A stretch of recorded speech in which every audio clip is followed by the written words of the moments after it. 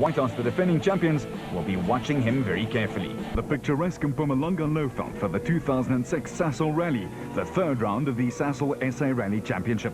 Running 2 months earlier this year, because of the high fire risk in winter, the Sasol Rally is the first forest event of the year. RB gateway to the panorama route and a tourist favorite, news filtered in about the stage conditions. The heavy summer rains had made the going extremely rough, with many wet and muddy patches deep in the shady forests. Much of the topsoil had been washed away, leaving sharp rocks exposed, ready to cause a raft of punctures.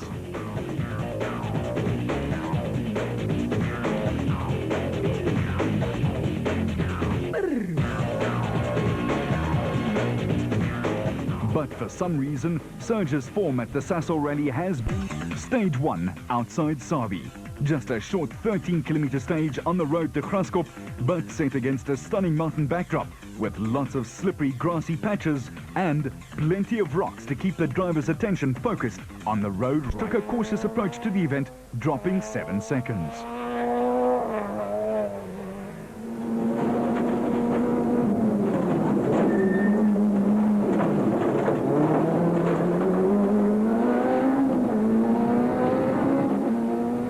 Conversely, Jürgen Fecken loves the Sasol Rally and was soon right in the swing of things.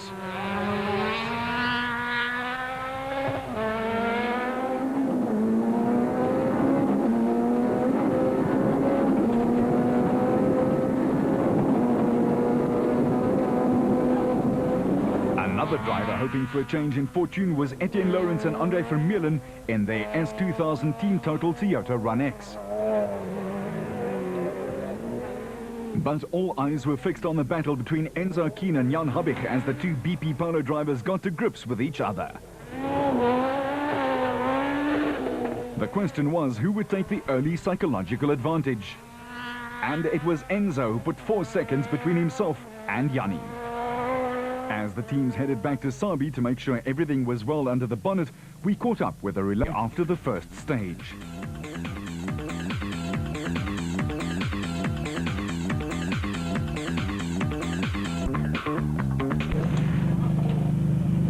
At the Global Forest Service Park, Fecken was comfortable with his start.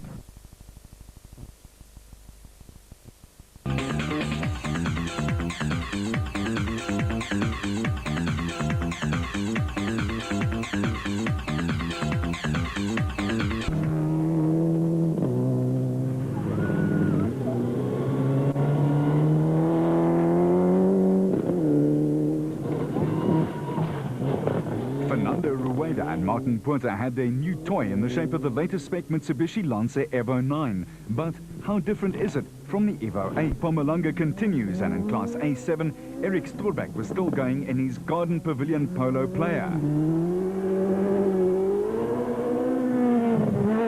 Barry Grobler was out of the running though after losing 20 minutes in the first stage with electrical trouble. Adrian Koth started his first rally this year in his Net Connect Golf, but this is as far as he got. He had to retire with a broken radiator. Tony Ball was bouncing along in his Bulwer Park Golf, having his best rally of the year. John and Douglas Williams had the Trident Press Polo in 4th place behind Ball.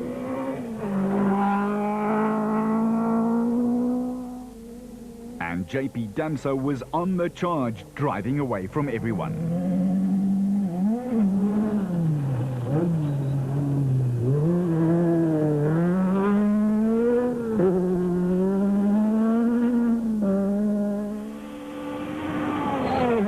Charles Walken and Greg Godridge were already half a minute behind in their Castrol Toyota.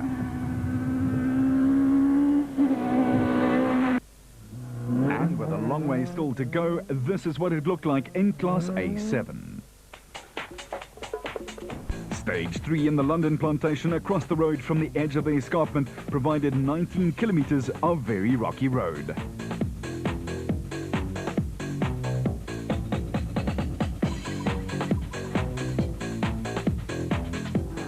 The experienced Smith and Brace were playing along in their React Toyota Corolla.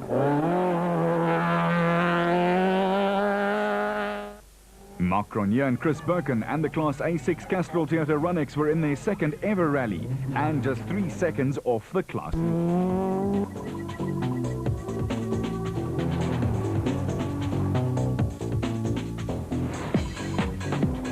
The longest stage of the rally at 25 k's. Rough and rocky roads were still on the agenda and drivers had to take care not to hammer their cars too hard.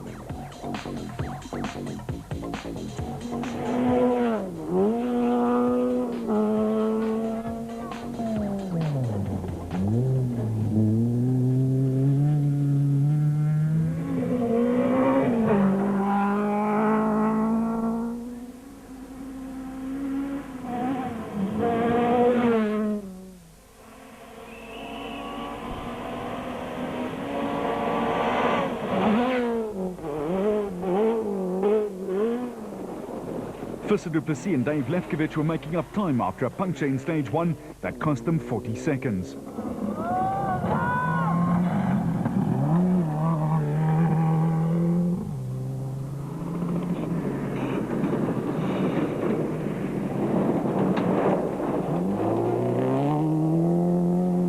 The creepy crawly Subaru Impreza made up another place, taking 5th from Paul Pfeffer and Cindy Harding. Cindy was back in car after a 3-year absence. Gemmell held sway from Rueda and Ryan with a relatively comfortable cushion.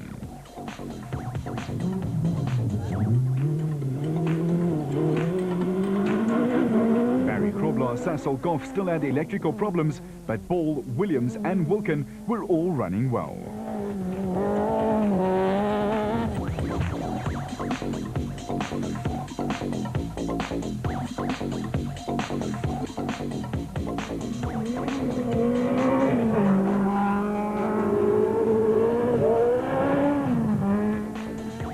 Although JP led on stage times, he incurred a 2-minute 40-second penalty for late servicing, and that dropped him behind Wilkin. Everyone then had a 60-minute chance to recover and rest after 81 k's of really hard work. Enzo was relaxed and in a confident frame of mind. We obviously in day 1 all race for our restart position at the end of the day, so we try and win the stages so that we can choose to start our position next day. But car's running strong, and we pity to have lost Damso to the fight.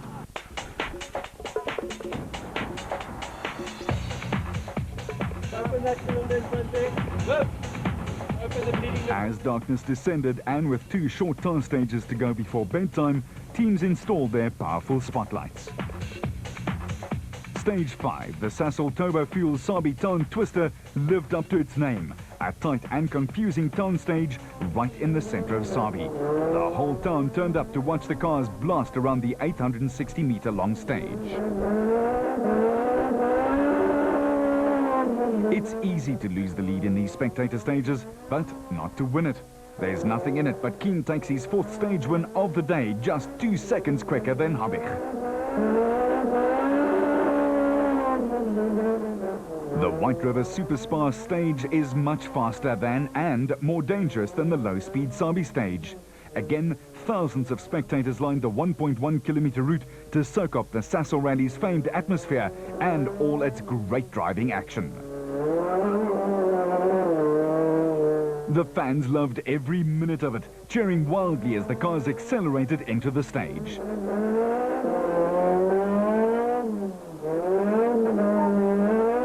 Amazingly, all 4 of the S2000 cars set an identical time of 1 minute and 5 seconds. Put differently, that's fast enough to earn a 2,000 Rand speed fine if the traffic officers were on duty. John Williams used his track racing experience to beat the Sasol Mitsubishi of Johnny Gemmell. And as always, the Sasol Rally took its toll, eliminating 15 cars from the running. Saturday was going to be an exciting day to be in the Lowveld, for the remaining 44 would be answered, and we were in for a hot and dusty day's action and drama. You'll be able to see the wood for the trees when 7 of the 2006 Sasol Rally and the Subaru Super Special pitches evenly matched cars in a direct head-to-head race against the clock. Again, thousands of spectators flocked to the center of Nelspruit to watch this unique stage.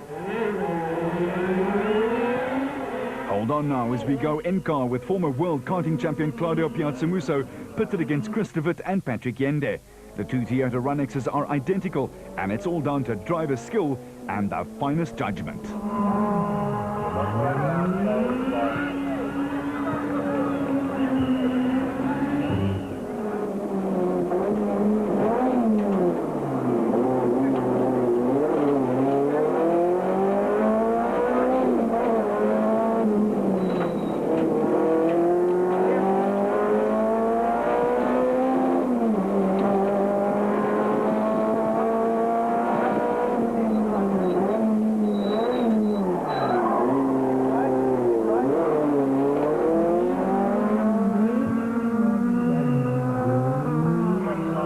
Barrels and chicane barriers are mighty close at over 150 k's an hour. In the final dash to the line though, Claudio just misses out.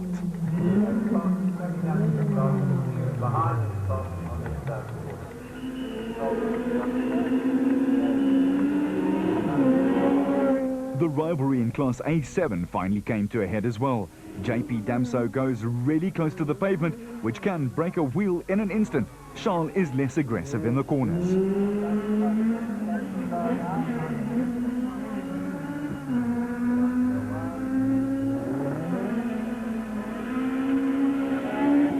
But sprinting to the flying finish, Charles lost it big time under braking and slid wide.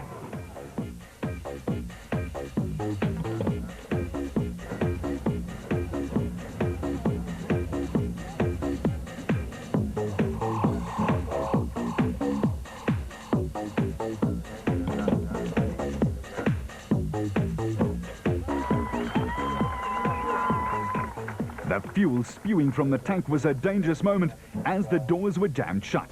The medics rushed to the scene, but thankfully both Charles and Greg Godridge were fine, shaken, but not stirred.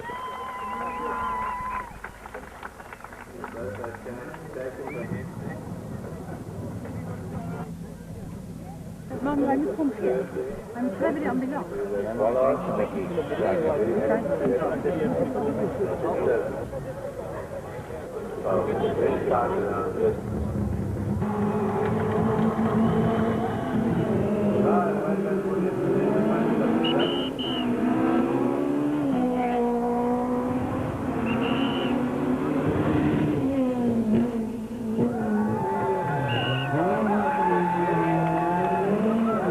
The next pair off was Williams and Pfeffer.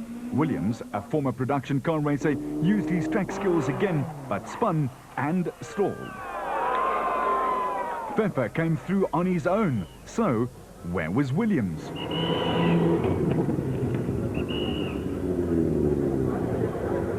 The marshals pushed him off the stage and he lost 4.5 minutes before the polo fired up again.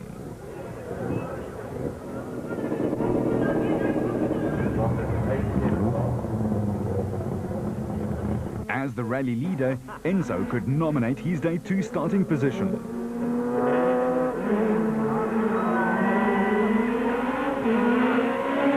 So please, the other guy is moving the rocks out the way. We went for the safer option, to put it that way, and we really need to finish this event. And it was a difficult decision because there are a lot of cars in front of us, and we don't want to be kept up by someone having a problem.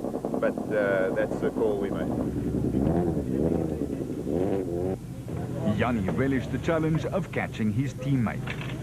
Bit of a hiccup start again for us.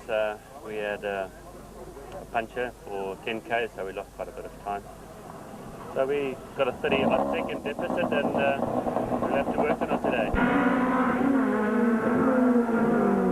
After his recent run of bad luck, Etienne Lawrence was also in for a very busy morning. All comes with confidence, I think. You know, when you sure the car won't fall apart, then it's fairly easy. All the cars took a pounding, including Fecken's polo. We had a bit of a battle. We've got a miss. Well, we had a misfire. We seem to have solved it. So unfortunately, we're quite a few minutes or a minute and a half behind Etienne. So it's quite a way to try and make up. But we'll try. We'll do 2 or 3 stages as hard as we can. If we can't catch him, then we'll let him go. Pre-coating of gravel. The pace was getting hotter by the second. And Fecken sprinted out of the blocks, but was 2 seconds slower than Habich.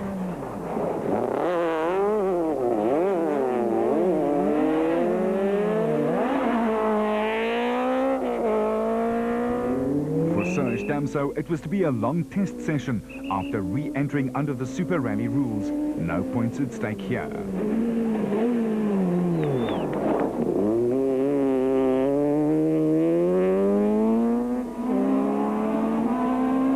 Keen and Guy Hodgson were low flying, trying their best to add to their lead.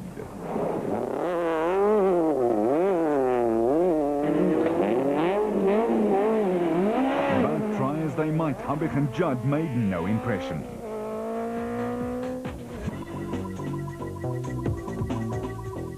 Etienne Lawrence and Andre Vermeulen were knocking on the door of a podium place and giving it their all as well. Something had to give soon at this pace.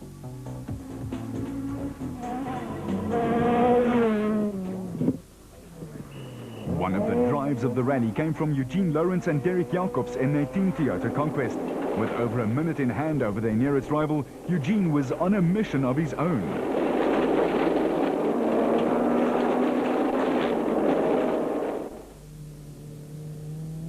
He's doing speeds on gravel that most people don't reach on a 3-lane freeway. Watch him hard at work in car.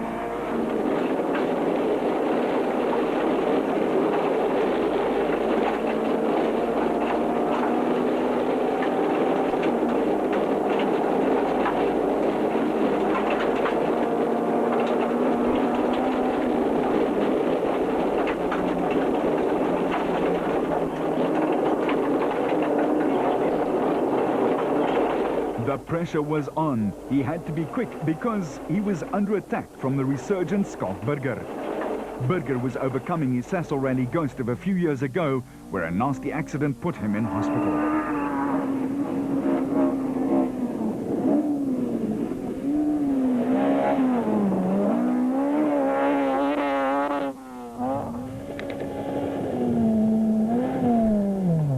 Back in N3, Aggie Stowe and Jurgstein were having a bad day in the car, going off the road more than once. Kobus Roos and Neil Fourie were making up their day one time loss and fending off the second Sasol Runnex of Piazza Musso.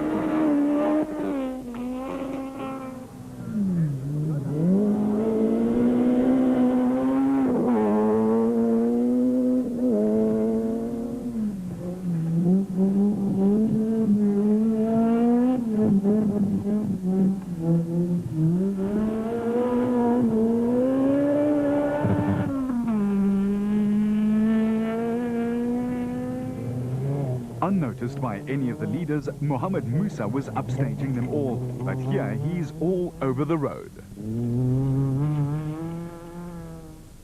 And this slow-mo shows his right rear tyre is nearly off its rim. In his first year of rallying and his first Sasol Rally, he's shown himself to be a star in the making. The young Tsenin businessman picked up his pace again after fixing his tyre problems.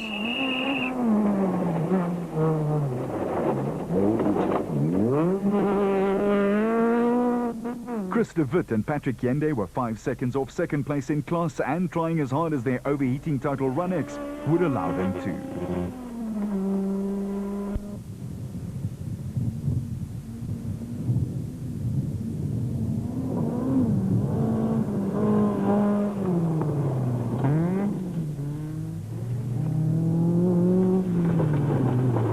Only a 2-horse race in N2, Costa wanted to win it and didn't need this mobile chicane in the form of an ailing Lukuzulu to hold him up.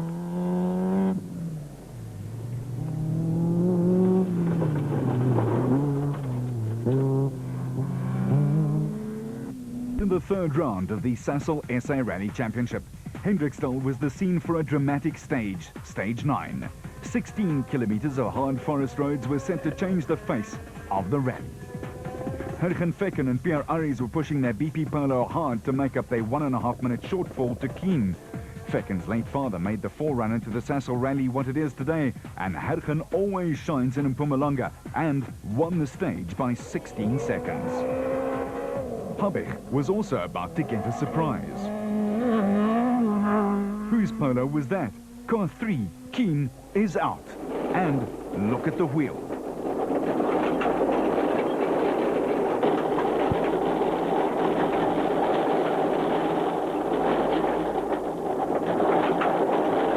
Enzo hit bedrock at high speed and broke the suspension. Serge's testing session was keeping his fans entertained.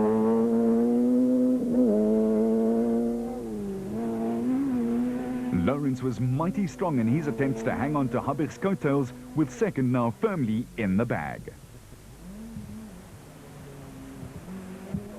As long as he concentrates and doesn't get caught out by unseen yumps, that is, unperturbed, he pushed on but lost 42 seconds to Habich.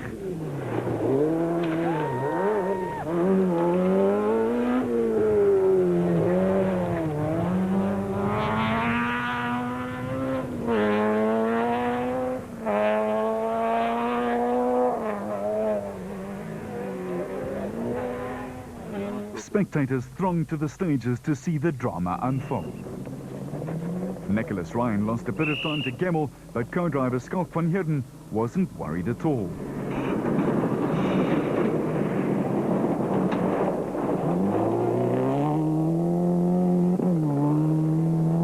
It went quite well.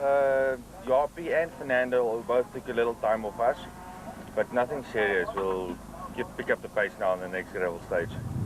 That's confidence. Gemmel still had everything under control at the head of Class N4. That line down, they're coming down here at about 160, 170 k's. Now to slow it down, now they can put. Fernando Rueda was still under pressure and trying his best to catch the fleeing Ryan just up the road. Rueda, though, spun in his attempts to keep up with the rapid Subaru.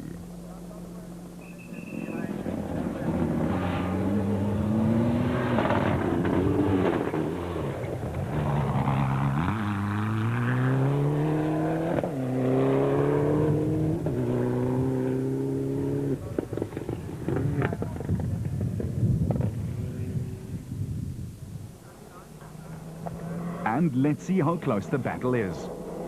Just 3 seconds for the Scooby driver.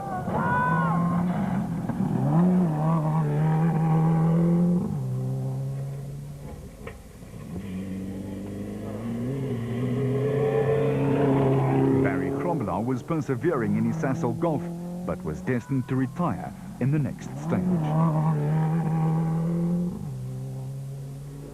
John and Douglas Williams were also fighting a rearguard action after their morning show.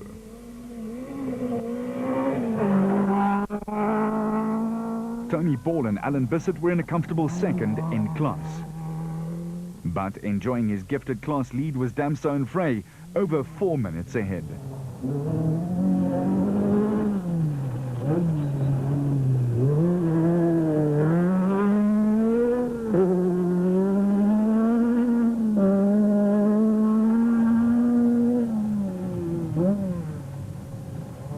De Wit literally flew out of the rally over a triple caution instruction.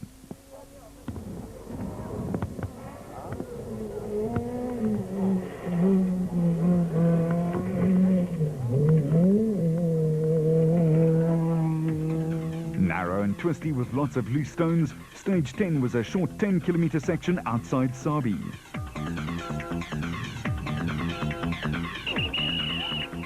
Becken was still pushing to the limit, here bluffing a gear change.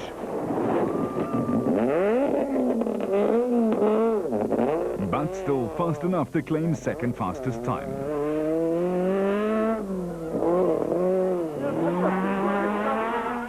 The man on the move was Lawrence, winning the stage by 9 seconds from Habich. Damso would rather have been on a plane back home, but soldiered on regardless.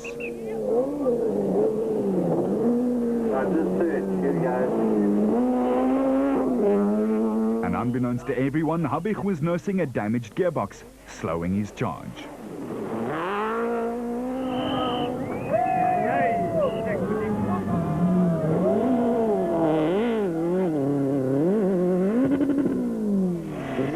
Even more drama for the hard-working BP Volkswagen technicians.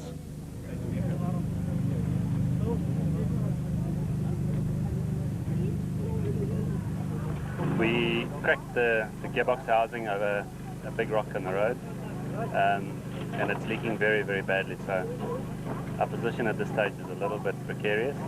The guys have decided to do a gearbox change, and we hope we can do it in 30 minutes. Otherwise, we'll have to take lateness, and yeah, it becomes difficult after that.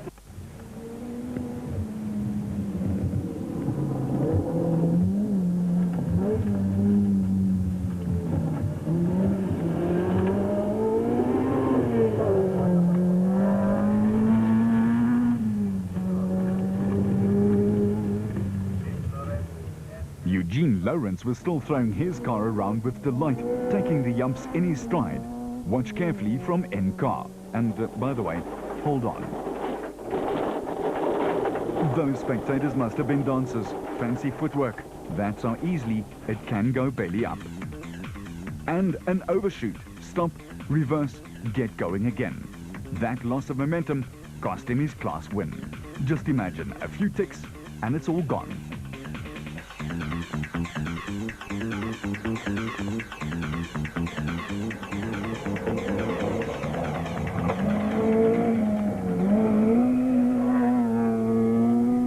Scott Burger blasted his SB Invest Corolla into an 11-second lead.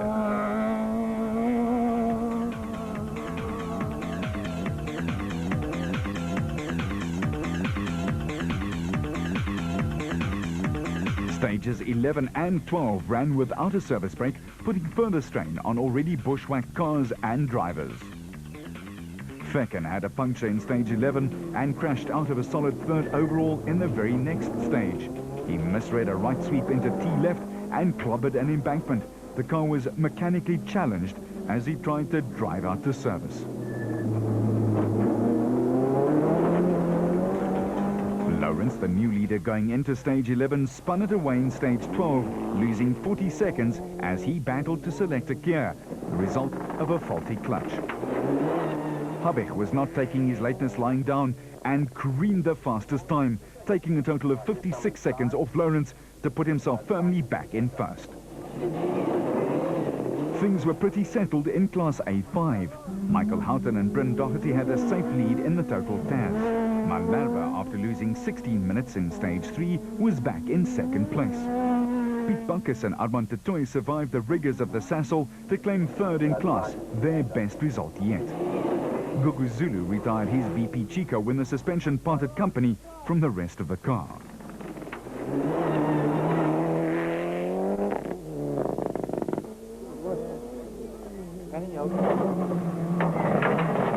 And lower down the N4 order, Sali de Toy and Fisser du Plessis were putting in a late charge to grab a few more points.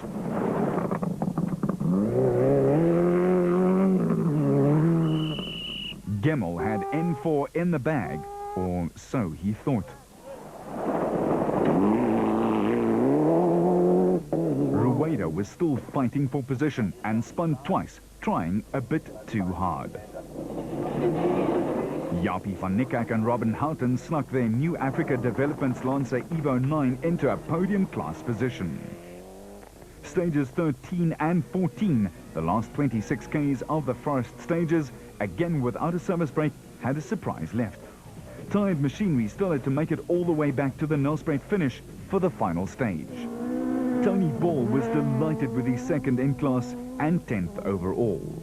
John Williams was somewhat lucky to retain third in class, but dropped to 17th overall. JP Damso had the biggest smile of all, though, having reclaimed the Class A7 high ground against his expectations and retook the class championship lead. Claudio Piazzamuso had one last hurdle to cross. His crown wheel broke in the final stage, dropping him to third in N3.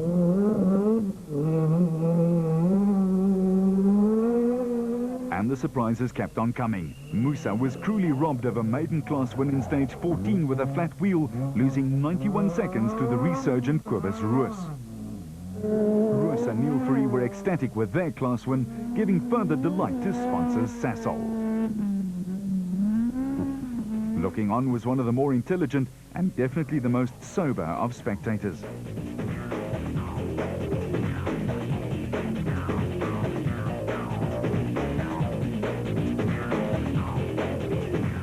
Etienne had to settle for second as he blasted into the Nelspruit arena. From where we came last year to now, I think it's fantastic.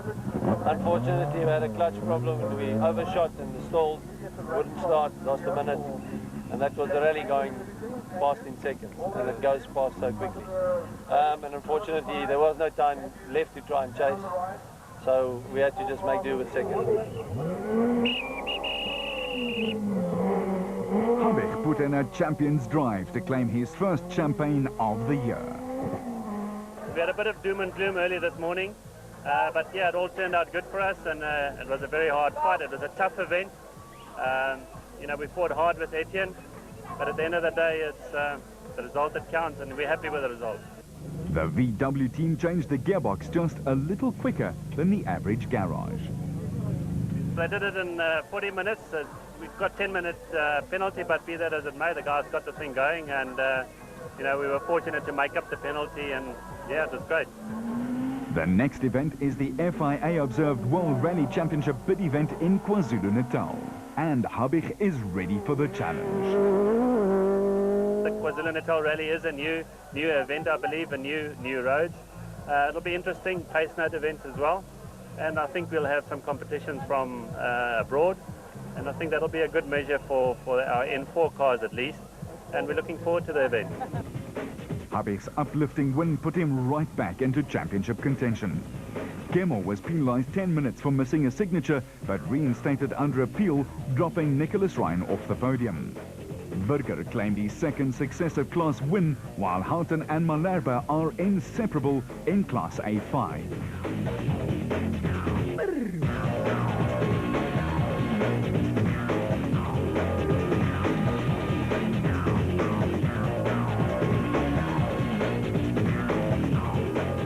Join us again next month for the Zulu Rally of South Africa.